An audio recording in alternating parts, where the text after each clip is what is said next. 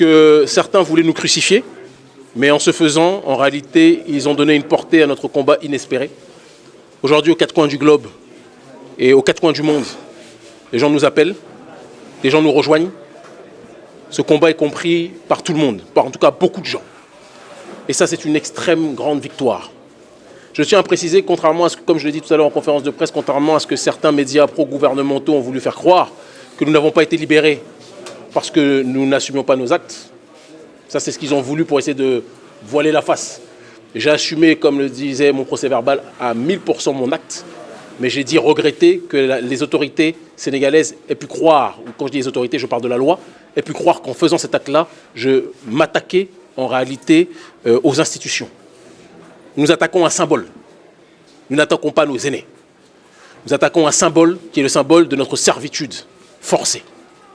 Et en ce faisant, nous appelons tous les Africains, quelle que soit leur classe, quelle que soit leur religion, quelle que soit leur ethnie, quelle que soit leur nationalité, à comprendre qu'on est plus fort en agissant ensemble qu'en agissant en rang dispersé. Voilà. Non, jamais de ma vie je ne regrette cet acte. Tout le monde le sait, d'accord?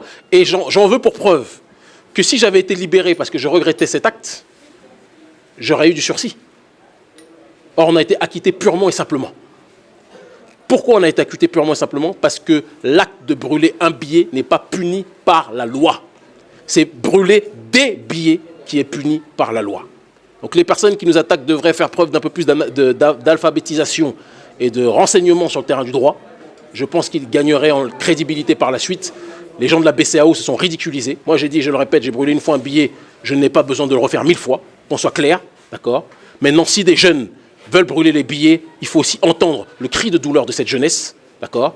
Nous ne sommes que des porte-voix, nous ne sommes pas des pères, d'accord? Nous ne sommes pas des leaders, nous ne sommes pas des gourous, nous ne sommes pas des guides. Chacun agit en son âme et conscience, mais l'acte que nous posons est un acte réfléchi, un acte volontaire. Et si j'ai posé cet acte-là et que j'ai été libéré, c'est parce que cet acte, aujourd'hui, malgré toute la pression de la Banque de France et de ses serviteurs de la BCEAO, n'est pas puni par la loi. C'est un combat pour lequel nos ancêtres sont morts, même si ceux qui connaissent un peu la tradition africaine vous diront que les ancêtres morts sont toujours vivants.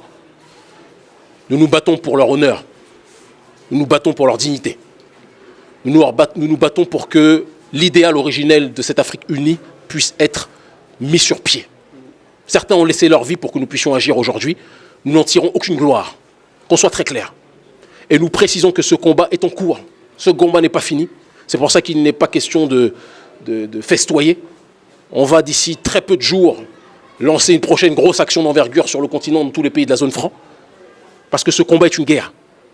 Pas une guerre contre un peuple. Pas une guerre contre un pays comme les médias abrutis de France 24 ou autres le font croire. C'est une guerre contre un impérialisme qui n'a pas de couleur.